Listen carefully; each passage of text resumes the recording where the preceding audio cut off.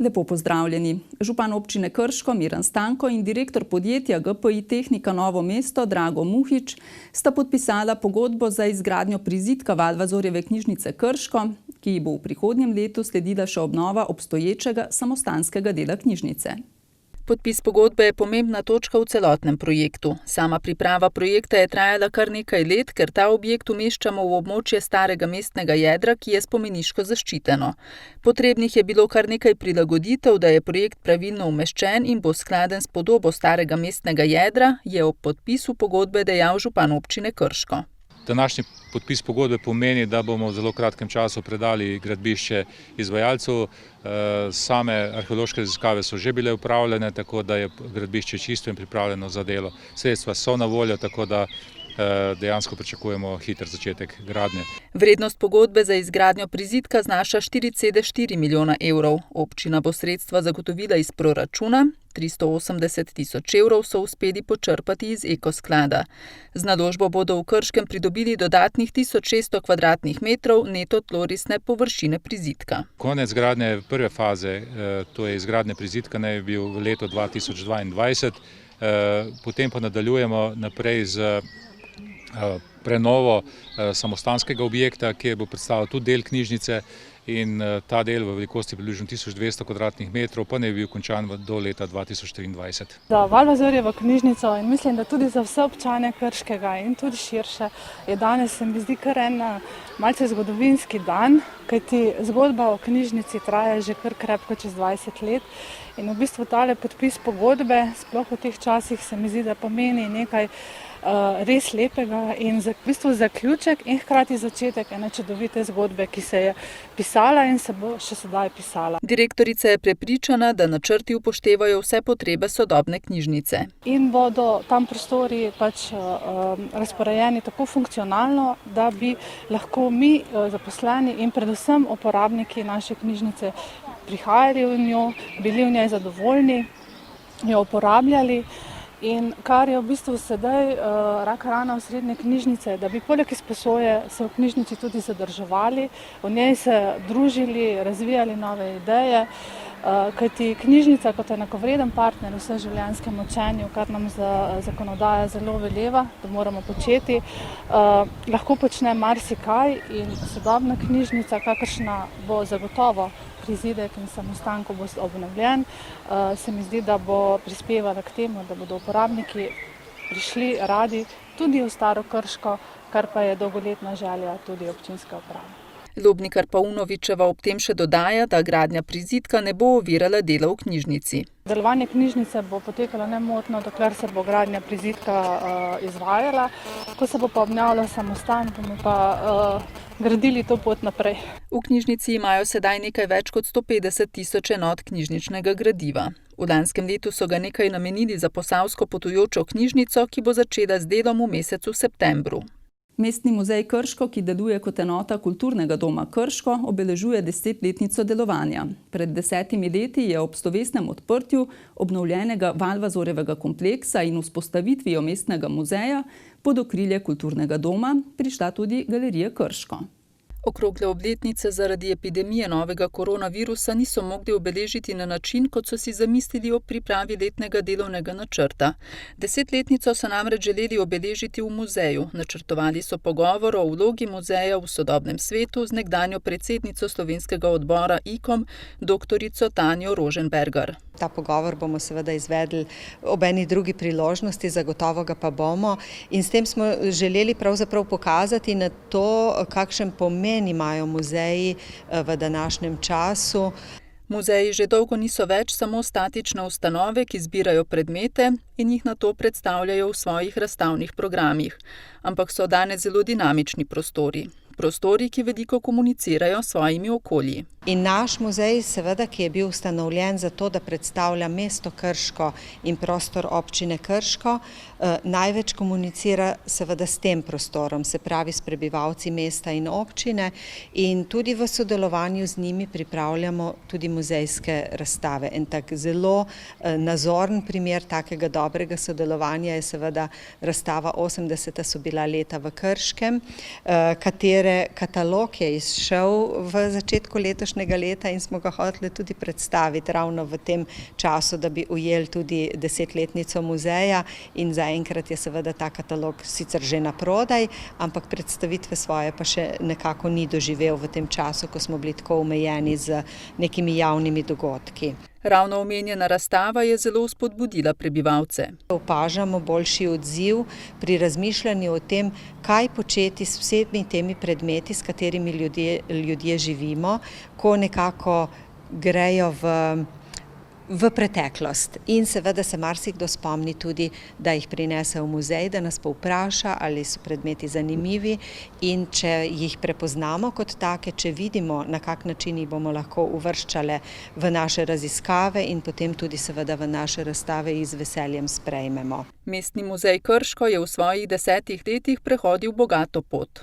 Vzpostavljene so bile stalne razstave, zvrstilo se je kar precej tudi občasnih razstav, in na ta način smo seveda nekako v tem okviru, ki je zastavljen, ki je tudi naš strateški cilj, da predstavljamo Krško in Krčane. To je tudi neka naša vizija za bodočnost, ko si želimo predstaviti v eni taki strnjeni muzejski stalni razstavi preteklost mesta od teh začetkov, še bom rekla v starejših časovnih obdobjih, pa vse do današnjega časa, da nekako ujamemo tudi utrip ali pa neke konture mesta Krško danes. Muzejsko gradivo je predstavljeno na nekaterih stalnih razstavah. Najpomembnejša je zagotovo razstava, ki predstavlja fond Vladimirja Štovička. Vedno ga izpostavljamo zaradi tega, ker muzej hrani predmete skozi njegovo umetniško delo, njegov umetniški fond, skozi katerega lahko tega avtorja, ki je celo svoje življenje ali pa ta čas po študiju preživel tu v Krškem in seveda v tem prostoru in iz tega prostora tudi ustvarjal. Ravno v tem času, ko poteka ta pogovor, se zgori v razstavišču pripravlja nova postavitev pogleda, 4. pogled v Štovičkov depo. Stalnica so seveda Valvazor, Josipina Hočevar, prvi krški borci, pogled v Krško v 18. stoletju. In ob teh stalnih razstavah potem nek takt dodajajo občasne razstave. Trenutno imamo v muzeju 80. sem že omenila, pa seveda še gostujočo razstavo iz Posavskega muzeja Brežice, ki predstavlja zakonca Stiplovšek in njun prispevek k razvoju muzealstva tu pri nas v Posavju. Občasne razstave, ki jih velikokrat pripravljajo v sodelovanju z drugimi ustanovami, so zelo pomembne, poudarja Rožmanova. Zaradi tega, ker na ta način mi pritegnemo v naše okolje ali pristojne muzeje, se pravi regionalne muzeje, Posavski muzej Brežice recimo, ali pa druge regionalne muzeje, kot je recimo Muzej novejše zgodovine Celje, s katerim smo v preteklih letih dobro sodelovali, ali pa nacionalne muzejske ustanove, Muzej novejše zgodovine Slovenije recimo, pa potem Slovenski šolski muzej in pa Slovenski etnografski muzej, s katerimi smo tudi že izvajali del razstavnega programa tu pri nas v Mestnem muzeju Krško. Veseli so, če dobijo kakšno priložnost za gostovanje. Ivana Lapajneta smo tako predstavljali v Slovenskem šolskem muzeju in pa z dr. Mihajlom Rostoharjem smo se predstavljali tudi v tujini, na Karlovi univerzi v Pragi in pa potem seveda še na Masarikovi univerzi v Brnu, kjer je na obeh univerzah je on seveda tudi deloval. In pa z Rostoharjem smo se vključili tudi v 100. obletnico ustanovitve univerze v Ljubljani in ga predstavili na Filozofski fakulteti. To je bilo v lanskem letu, kjer je seveda tudi njegov pomemben pečat, ki ga je pustil za ustanovitvijo oddelka za psihologijo leta 1950. V poklon 10. obletnici je sicer pripravljen celotni letošnji muzejski program. Ob 170-letnici delovanja Pihalnega orkestra Kapele so v Posavskem muzeju Brežice odprli razstavo Od vaške godbe do Pihalnega orkestra, ki so ga kot nosilca enote godbeništvo leta 2013 kot prvega vpisali v nacionalni register nesnovne kulturne dediščine. Razstava predstavlja orkester, njegovo delovanje in dosežke od začetka leta 1850 do danes. Naslov razstave je enak, kot smo naslovili tudi naš projekt 10 let nazaj, od vaške godbe do pihalnega orkestra, ker dejansko je to res. Najprej je bila to ena vaška godba, ki je igrala predvsem na veselicah oziroma pri nekih veselih druženjih, pa seveda tudi na pogrebih. Zdaj je pa to velik orkester, ki ne samo, da igra v nekem lokalnem prostoru, ampak seveda tekmuje, nastopa na velikih koncertih, zahtevne skladbe igrajo seveda in tudi od tistih prvih kapelnikov, zdaj že govorimo dejansko o dirigentih, ki so glasbeno izobraženi, ki imajo ambicije in tem ambicijam sledijo tudi sami glasbeniki, ker so številni šolani, saj na nižji glasbeni šoli, pa tudi seveda več. Orkester so kot nosilca enote godbeništvo leta 2013 kot prvega vpisali v nacionalni register nesnovne kulturne dediščine. Černelič Kroštjeva je ob tem opozorila, da je vanj od več kot 100 slovenskih godb vpisanih le 8. 2 od teh sta iz Posavja, ob kapelski še godba iz Ločki letos obeležuje 100-letnico delovanja. Razvoj kapelskega orkestra skuša razstava prikazati v 2 delih. Eno seveda je ta bolj zgodovinski dediščinski del, ki ga je pripravljala naša kolegica Ana Vlajsavljević skupaj z doktorico Ivanko Počkar, tudi sama sem pri tem sodelovala. Drugi del pa so pripravili godbeniki sami.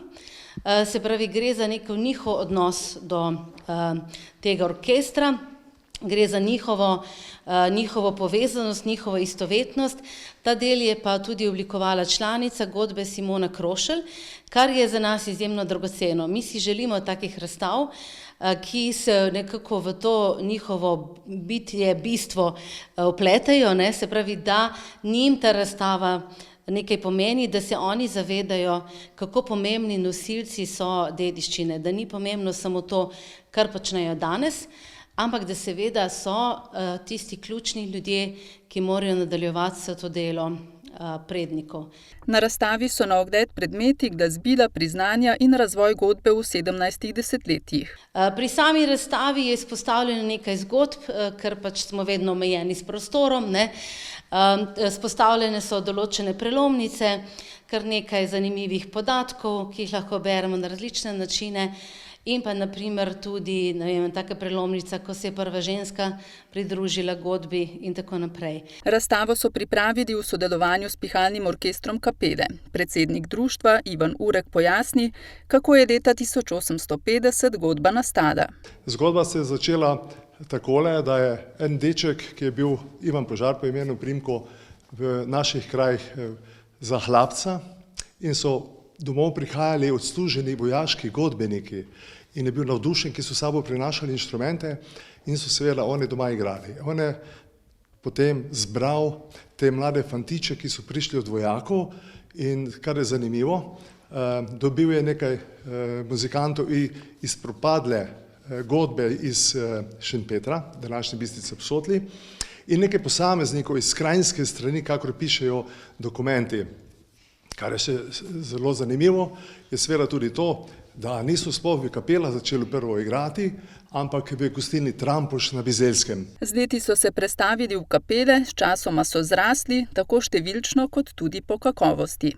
Največjo kvaliteto in napredek je godba dosegla s prihodom novega dirigenta, učitelja glasbene šole Krško Francija Arha, ki je začel z godbo tudi tekmovati. In zadnje od tekmovanj, da ne naštevam vsa silna tekmovanja v okviru Zveze slovenskih godb, nam je tudi prinesla zlato odličje s pohvalo, kar pomeni, da smo iz prve kakovostne skupine prestopili celo v umetniško skupino. Danes orkester šteje 46 članov, ki zadnjih 5 let deluje pod okriljem dirigenta Sebastjana Borovšaka. Vesel sem predvsem, ker je s nekaj zadnjih letih se nam je pridružilo kar nekaj mladih glasbenikov, ki so izjemni, kreativni, ambiciozni in je z njimi res krasno delati. Neko skupno vodilo nam je, da ta prosti čas nekako najbolj kvalitetno, kar se da, izkoristimo v dobri družbi. Stremimo k kvalitetnemu programu, kvalitetnim izvedbam in neki sinergiji vseh generacij, ki sodelujejo. Ob omenjeni obletnici je napovedal tudi slavnostni koncert, ki ga načrtujejo decembra. Letošnji koncert, jubilejni koncert, bo nekaj posebnega v smislu same zasedbe orkestra in izbral sem skladbe, ki so napisane za veliko zasedbo pihalnega orkestra in tudi godala, pravi nizka godala, pridružili se nam bodo violončela in kontrabasi. In s tem bomo še dodatno pocartali naše zvesto občinstvo in jih napolnili s čustvi. Se veste, glasba je kultura uma, predvsem pa srca. V galeriji Božidar Jakac so odprli razstavo Osamljenosti, izrazi tesnobe v prekmurski likovni umetnosti. Gre za izbor iz stalne zbirke galerije Murska Sobota. Razstava, ki so jo v lanskem letu pripravili v galeriji Murska Sobota, je posvečena častitljivemu jubileju, 100. obletnici priključitve Prekmurja in združitve prekmurskih Slovencev z matičnim narodom. Tema razstave je tema osamljenosti, tesnobe in melanholije kot tisti skupni imenovalec, ki se v preseku dobrih 50 let izčrpno izrazi pri različnih prekmurskih umetnikih. Pri tem gre za eno osebno izkustvo teh umetnikov, za izkušnjo prehajanja roba preko tega pravega horizonta, ki je imaginaren in se ne vidi, ki je tak navzoč v Prekmurju. In ta osamljenost se mi zdi ena skupni imenovalec vseh določenih umetnikov, na razstavi jih je 13. Vse skupaj sem tematiziral in interpretiral tudi v monografiji. In tisto, kar se mi je samo zdelo, da bi lahko bilo, se je že na murskosoboški razstavi izkazalo, da to velja in tukaj pa še bolj. Tukaj se pokrivata dva segmenta. Mi ne pokrivamo 100 let, pokrivamo 50 let, modernizem je navzoč v Prekmurju od 50 letih in seveda vsa dela so z naše stalne zbirke, tako da smo s tem pokazali tudi prispevek naše skrbi za premično dediščino. Ta dela bodo ostala tukaj, se pravi v Murski Soboti, so tisto, kar je z našega stališča gledano naša skupna last, tega nihče ne bo odnesel domov, vedno bodo nekako na voljo prihodnjim rodovom. In vedno bodo pričala o izjemni umetniški ustvarjalnosti v nekem določenem okolju.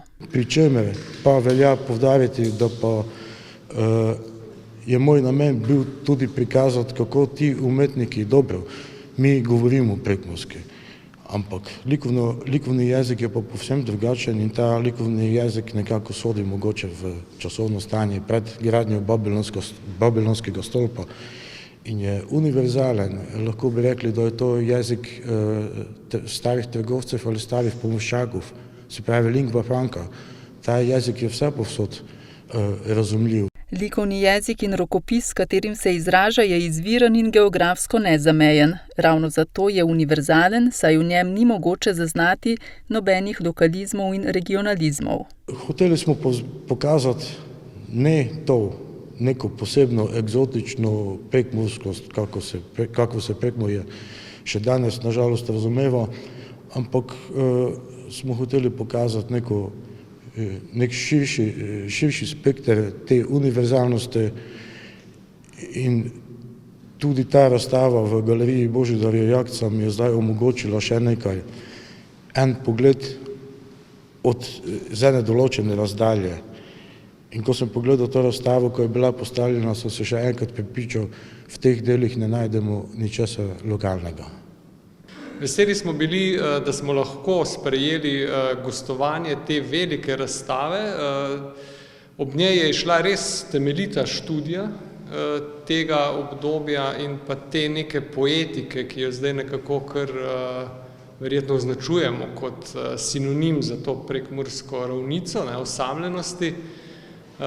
In zanimivo, da se je tudi ob vsem tem slikarstvu pravzaprav skovalo neke vrste ime prekmursko slikarstvo, kar recimo težko rečemo za dolenjsko slikarstvo. Mi nimamo nekega takega toponima tovrstnega v naših produkcijah. Razstava je tako velika, da bo en del razstave še gostoval tudi v Ajdovščini v Pilonovi galeriji, čez en mesec bo otvoritev tudi tam, tudi tukaj je nekaj del takšnih, ki niso bila na razstavi v Murski Soboti, tako da gre res za en tak lep jagodni izbor zbirke Galerije Murska Sobota. Razstava osamljenosti je sicer na ogled do 16. avgusta. V Krški dvorani v parku je bila na ogled razstava del Vita Marina z naslovom Moji domači, ki so jo v Društvu ljubiteljev fotografije Krško pripravili v okviru Blaževih dnevov. Društvo ljubiteljev fotografije Krško je v dvorani v parku postavilo razstavo v okviru Blaževih dnevov na temo fotografija. Predstavljamo strica od Blaža Mirta. Njegovo ime umetniško je sicer Vit Marin. Lani smo predstavili njega kot slikarja, letos pa predstavljamo njega kot fotografa. Še posebej smo veseli, da je družina Mirt iz Velikega Kamna in sorodniki zbrala en kup teh fotografij z njegovega opusa, ko jih je fotografiral. Razstavljene fotografije so nastale v obdobju 2 desetletij. Fotografije so nastajale tam 1960-70. Še posebej poudarek je na življenju na vasi. Namreč življenje na vasi včasih je bilo zelo skromno, iz fotografij se to čuti, skromno in veselo po svoje in tudi žalostno, ker tudi recimo smrt je bil del življenja, je del in rojstvo. In na teh vseh fotografijah se to lepo vidi. Vit Marin je bil fotograf, pa tudi kipar, grafik in slikar, rojen leta 1929. Z umetnostjo se je začel ukvarjati v 60. letih, ko je sledil modernističnim gibanjem v Ljubljani, v Krškem pa je prvič razstavljal leta 2006, ko se je predstavil s svojimi kiparskimi in slikarskimi deli. Vit Marin je bil zanimiv avtor, izhaja iz Velikega Kamna, tam se je tudi rodil, potem je pa deloval v Ljubljani, celo na Viba filmu, tam je zelo veliko stvari izgleda naredil in njegov opus še sploh ni raziskan, bi človek rekel, ker zdaj, ko je umrl, so sorodniki te stvari prevzeli, so iz Nemčije, ker potem je tudi v Nemčiji deloval na koncu njegovega življenja, so prepeljali domov, domač kraj in so shranili. Kaj bomo lahko še iz tega, mogoče naslednje leto, če bo sorodniki pač pri volji, da bomo raziskali, kaj vse je on ustvarjal, ker mene osebno je kar presenetilo to, da ni bil sam fotograf in on je bil kot kipar se že predstavil v Podsredi že pred leti. Velike skulpture so še vidne na Velikem Kamnu, če kdo gre mimo, in tudi v tej dvorani v parku se je predstavil kot grafik, tako da mi smo pač zdaj šli na fotografijo. V društvu želijo pripraviti podobno razstavo Vita Marina tudi naslednje leto. To življenje je bilo zelo slikovito, na vasi se ni bilo enolično in najbrž, ker on je še posebej, se me je dotaknilo to, da je on ljudi postavil v okolje.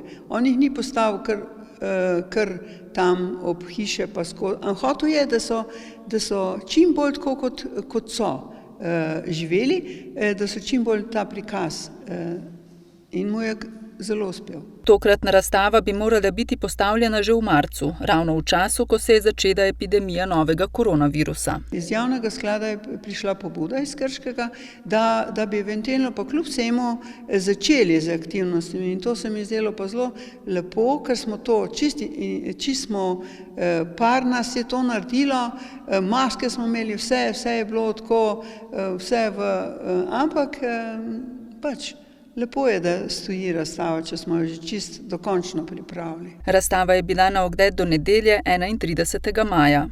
Belokranjski umetnik Robert Lozar se v galeriji Krško predstavlja z razstavo Praznine in črvine. Zanjo je ustvaril povsem nova dela, ki jih je navdihnila prav notranjščina Krške galerije. Razstava Praznine in črvine Roberta Lozarja je v Krški galeriji prva v letošnjem programskem letu. Robert Lozar se predstavlja s povsem novimi deli, se pravi za razstavo v galeriji Krško. In motiv teh novih del je notranjščina galerije Krško. Galerijo si je najprej dobro ogledal in jo pofotografiral. In jo potem v bistvu uporabil kot samostojen motiv na nekaterih delih, recimo kot je začetek zidu ali pa modri jezdec. Na nekaterih delih pa je uporabil kot ozadje svojih slik in pred to ozadje umešča fiktivna kiparska dela. Tudi sicer on velikokrat uporablja neke fiktivne ploskve ali linije, zelo barvne, ki jih umešča v neke prazne prostore. Na ta način je ustvaril svojevrstno site-specific delo, ki je v sebi zaokroženo vsebinsko z motiviko galerijskega prostora, v katerem so slike postavljene na ogled, in oblikovno z umestitvijo slik na tista mesta v galeriji, ki so upodobljena na njih. Sicer se ukvarja tudi v svojem slikarstvu se ukvarja z percepcijo, raziskovanjem percepcije prostora in človekovega odnosa do te percepcije in se ukvarja z zelo znanim slikarskim motivom slike v sliki. S svojimi deli se na gledalca tudi obrača s humorno noto, recimo pri naslovih slik, ki v bistvu ne povedo čisto nič o tisti sliki in so v bistvu lahko precej smešni. Poigrava se tudi z gledalcem in dojemanjem njegove percepcije, zato ker te slike na eni strani nas vabijo, da vstopimo vanje, po drugi strani pa, ko stojimo pred njimi, se nam v bistvu izmikajo izpred nas. Odprtje razstave je bilo sprva načrtovano že v marcu, a so ga zaradi razlogov povezanih z epidemijo prestavili na začetek junija. Razstava bo na ogled do 5. julija, nato pa sledi projekt Posmrtna maska Niče, ki jo pripravlja sodelavec Žiga Kump s skupino plesalk in v bistvu on bo naredil konceptualno zasnovo. Mestni muzej Krško bo sodeloval s svojim delom, v bistvu odlitkom Ničejeve posmrtne maske, ki jo hranimo v zbirki Vladimirja Štovička. Tako da to bo v bistvu neke vrste informans, ki se bo ponavljal tedensko po pač predvidenem nekem urniku dogodkov. Omenjeni projekt bodo v Krški galeriji izvedli v septembru, do konca leta pa sledi odprtje še ene razstave. Spoštovani gledalci, drage gledalke, spremljali ste mesečni pregled kulture. Hvala za pozornost in nasvidenje.